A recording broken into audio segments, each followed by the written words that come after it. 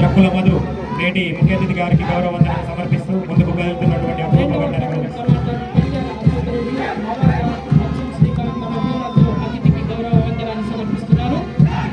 రెండో platoon commander గా పిండాల అచ్యుత్ రెడ్డి, హవాల్దార్ గా ఆచం శ్రీకాంత్ గౌరవ వందనం సమర్పిస్తూ ముందుకు కదులుతున్నారు. కమాండర్ గంగుల వినోద్, హవాల్దార్ నత్తోజు శివకుమార్. నాలుగో ప్లటూన్ కమాండర్ గా ఎల్లావుల సుధీర్ కుమార్, హవాల్దార్ గా గీతావత్ నరేష్ నేతృత్వం వహిస్తూ గౌరవ అతిథికి గౌరవ వందనం సమర్పిస్తూ ముందుకు కదులుతున్నారు. ఐదవ ప్లటూన్ కమాండర్ చేల మధు, హవాల్దార్ గోల్డీ శిక్షణార్థులు ఒక క్రమంలో కవాతులు చేస్తున్న ఈ సమయంలో ఇక్కడ ఉన్నవారు సూపర్లు ఎంతగానో నిష్పక్షపాతంగా నిర్భయంగా కొట్టోజు శివకుమార్, భాగ్యలక్ష్మి సత్యనారాయణ సూర్యాపేట జిల్లా వీరిరువురు నేతృత్వం వహిస్తున్నారు.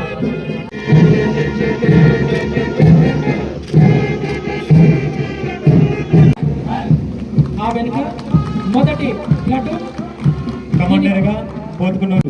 ముందుకు సాగుతున్నాయి ధీమీగా. భారతదేశం అనగా భిన్నత్వంలో ఏకత్వాన్ని నింపుతూ పతాకాన్ని తీసుకువెళ్తున్నారు నవిలే వివేక్ సూర్యాపేట వాస్తవ్యులు. వారిని అనుసరిస్తూ పోలీసు పతాకాన్ని ముందుకు తీసుకొస్తున్నారు నల్లకు సందీప్ సూర్యాపేట వాస్తవ్యులు. ముఖ్యంగా గౌరవ అతిథులు గారు ఐజీ గారు వేదిక వద్దకు వస్తున్నటువంటి అపురూప ఘట్టాన్ని మనం వీక్షిస్తున్నాం. ఉంటానని తెలంగాణ రాష్ట్ర పోలీస్ శాఖలో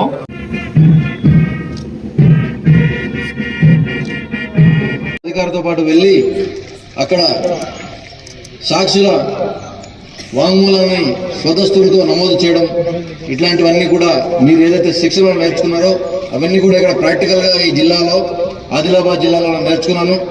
నాతో పాటు నాకు అటాచ్ అయి ఉన్న అప్పుడు నేను శిక్షణలో ఉన్నప్పుడు ఉన్న కానిస్టేబుల్ బాబర్ ఈరోజు వచ్చారు, ఇక్కడ నన్ను కలిశారు. నాకు చాలా ఆనందంగా ఉంది. ఆయనతో పాటు కలిసి నేను ఇక్కడ ఆదిలాబాద్ జిల్లా మొత్తం కూడా తిరిగాను, చాలా బందోబస్తులు చేశాను. అతను ఈరోజు ఆసిఫాబాద్ జిల్లా నుంచి ఇక్కడికి వచ్చాడు నన్ను కలవడానికి. నాకు చాలా ఆనందం వేసింది అది.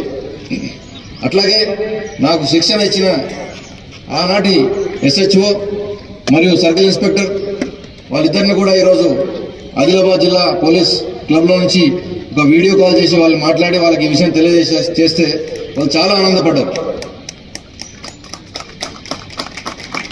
ఆనాటి SHO ఆదిలాబాద్ 1 టౌన్ సురేందర్ రెడ్డి గారు, అప్పుడున్న సర్కిల్ ఇన్స్పెక్టర్ ఆదిలాబాద్ టౌన్, అంటే 1 టౌన్ 2 టౌన్ కలిసి ఒక సర్కిల్గా ఉండేది, సాయిలు గారు. వారు ఇద్దరు కూడా నాకు చాలా చక్కగా నా శిక్షణ పట్ల చాలా శ్రద్ధ తీసుకున్నారు. ప్రతి విషయాన్ని కూడా